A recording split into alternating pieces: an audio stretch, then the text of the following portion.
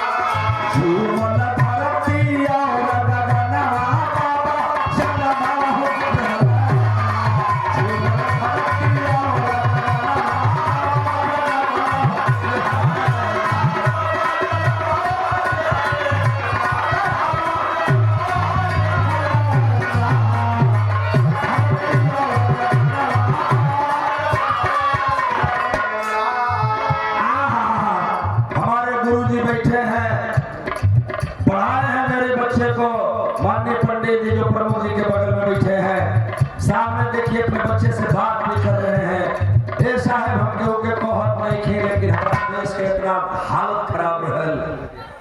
आज सब समाज एक साथ बैठा है, हम एक साथ पानी पी ले रहे हैं, एक साथ भोजन करते हैं, एक टाट खाट पर सर समाज के भाई सम्मान हमारा करते हैं, हम उनका करते हैं। लेकिन वो दिन रहल जहिया हमार समाज के ये साहब लंगोटी नसीब ना होके दिन भर मेहनत करने के बाद भर रोटी नसीब ना होखे, एके धोती में से फाड़ के आधा धोती से आधा तन ढकल जास, आधा धोती से आधा तन ढकल जास। हमार बाप दादा इहो कइले ह। हमारी देश में व्यवस्था रहल बाबा साहब के आने के पहले कि मनई से मनई जा,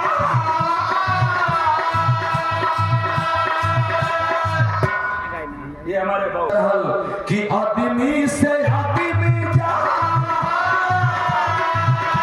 मनई का मनई जा, छुआ नहीं करना बाबा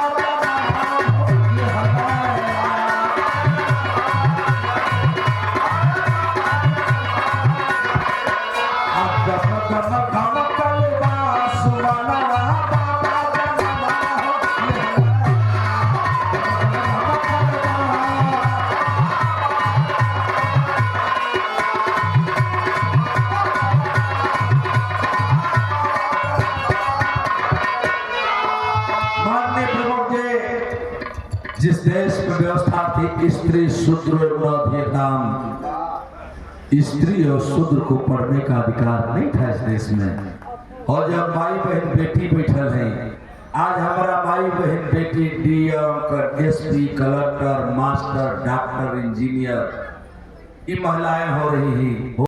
और मेरे देश में बाबा साहब के जन्म लेने के पहले जब हम चले जाएंगे तो ऐसे हालात थे मेरे बाबूजी कि पढ़ने लिखने का अधिकार हम लोगों को नहीं था, अपनी बात को स्वतंत्र रूप से कह लेने का भी अधिकार नहीं था। यहाँ तक कि जो पोखरा में सुअर गधा भैंसा लोग दे होकर पानी लोग पी ले, और हमारा समाज का परछाई पड़ जाए तो पोखरा का पानी अपवित्र हो जाए। चौक तालाब महार तालाब का आंदोलन करने बाबा साहब ने आपको पानी पीने का अधिकार दिया, कैसे भूल जाओगे इस मसीहा को। यही नहीं है जो कपड़ा देख रहे हो ना, जिस देश में अस्तर ढकने का भी कर लिया जाता था। माई बहन बेटी अस्तर ढक के निकले तो अस्तर ढकले का कर लिया जाओ के नाप के। नांगली नाम की एक बेटी थी, राजा ने जब कर मंगवाया सिपाही पकड़ के ले गए तो कर के बदले में अपना अस्तर काट के दे दिया था थाल में, और तब जाकर व्यवस्था खत्म हुई थी। एक बार नांगली माई के नाम पर ताली हो जाए। हाय माई बहन बेटी हमारा समाज का ना है, सब समाज का भाई नंबर के कहता नीरज बाबू ध्यान से सुने हो। हम अपने समाज में खाली बात नहीं करब, जब भारत में जितने लोग बसते हैं सब समाज की बेटी को चौखट से बाहर निकलने का अधिकार नहीं था।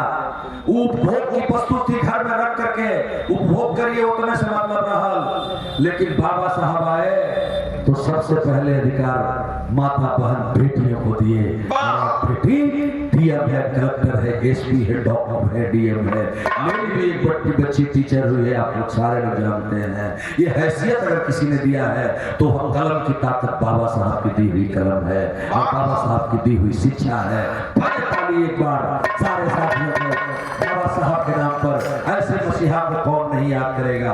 2 मिनट समय लेंगे।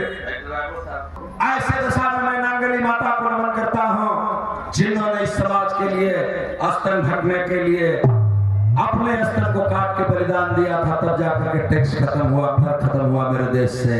यही नहीं मेरे देश की तमाम बुराइयां रही, लेकिन उसी में ब्राह्मण समाज के ही एक गुरु बोले माने परम पूज्य बाबा साहब B.R. अम्बेडकर को, जिस देश में व्यवस्था थी कि शूद्र पढ़ नहीं सकता, अपनी बात को कह नहीं सकता, ऐसे में बाबा साहब इस विश्व के 6 विद्वानों में 6वें विद्वान कहे गए। क्यों?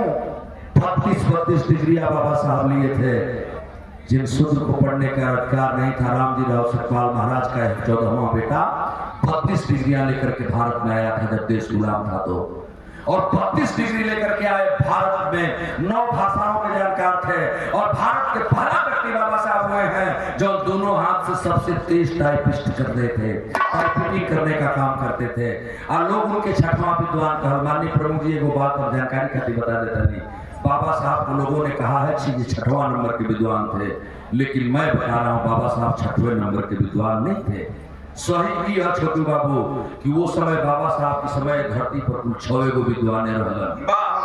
तो के यहाँ से गिनवा 1 2 3 4 5 6 बाबा साहब का नाम बाद में आवे। शूद्र रहलन, ये लोग कह दिल कि 6वां नंबर के विद्वान रहलन।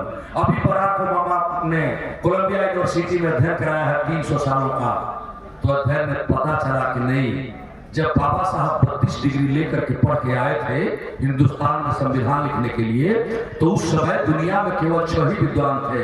पहले विद्वान का नाम था कार्ल मार्क्स, दूसरे विद्वान का नाम था लेनिन, तीसरे विद्वान का नाम था माओ सेतुंग, चौथे विद्वान का नाम था आइंस्टीन, 5वां नंबर का नाम बाबा साहब के आवत रहल। ए लिए बाबू लोग कह दिहल कि बाबा साहब 6वां नंबर के विद्वान रहलन। लेकिन हे हमार माई बहनी, बाबा साहब दुनिया का पहला विद्वान बन के आए थे भारत की धरती पर, और तब जाकर के भारत को संविधान दिए थे। सब माने बराबर, विधान माने कानून, सबकी खातिर बराबर का विधान दिहल गई। और उसी संविधान के तहत मैंने बताया कि उसी संविधान के शरण में हमारे धरती के भगवान को भी जाना पड़ा, और अंतोगत्वा उसी संविधान से भगवान की भी विजय हुई। तो यह देश संविधान से चलता है और चलता रहेगा जब तक आप रहेंगे, हम रहेंगे। बाबा साहब की कीर्ति अमर रहेगी। ये लिए गीत हमारे खत्म होके जाते लेट, ये लिए बहुत अभिमान काम समय ले, गीत हमारे लास्ट लाइन होके जाते। बाबा साहब सिद्ध कर दिए, क्या सिद्ध कर दिए मेरी लाइन बता रही है। आज हम आपको इसीलिए बुला रहे हैं, क्यों बुला रहे हैं? उसी बाबा साहब के संविधान के बचाने वाले लोग जो नारा दे रहे हैं कि हम संविधान बचाएंगे, संविधान खतरे में है। अरे खतरा में क्या है? संविधान में 106 बार संशोधन हो चुका है, पहली बार नहीं है। और संविधान बदलने की ताकत किसी में नहीं है, ये संविधान के प्रस्तावना में लिखा है। हमारी लगे बा जे के ना विश्वास हो लेके पढ़ ली, संविधान बदलने का ताकत के होके नहीं है। इस संविधान बदलाई ना संशोधन हो सकेला। और वो लोग जो 82 का अड्डा कहे वो संविधान बचाने चले हैं। संविधानों क्या बचाएंगे? संविधान है समाज बचाई। जी यहाँ बैठल बा जे बाबा साहब के जाना था, उस लोग संविधान बचाई। हम अपनी ताकत के पहचाने की पड़ी, जो ताकत बाबा साहब ने दिया है। एक वोट का अधिकार, एक वोट सबके पास है। चाहे राजा कर लड़का हो, रानी को हो, मेहरानी को हो, डोक हो, धरकार को हो, परेली पासी खट्टी, सबकी लगे एक वोट बाए पंच। ओकर प्रयोग सही से कइल जाई तो हमान के शुभम बाबू नियर नेता मिल जाई, हमान के बाबू नीरज नियर नेता मिली, शुक्लोहिया नियर नेता मिली, छोटू नियर संघर्षशील लड़का मिली हैं। आज जब संघर्षशील लोग आएंगे तो कारवां बदलेगा। बहुत बहुत अभिनंदन करते हुए आज खोज रहा है यह समाज, किस लिए खोज रहा है? आप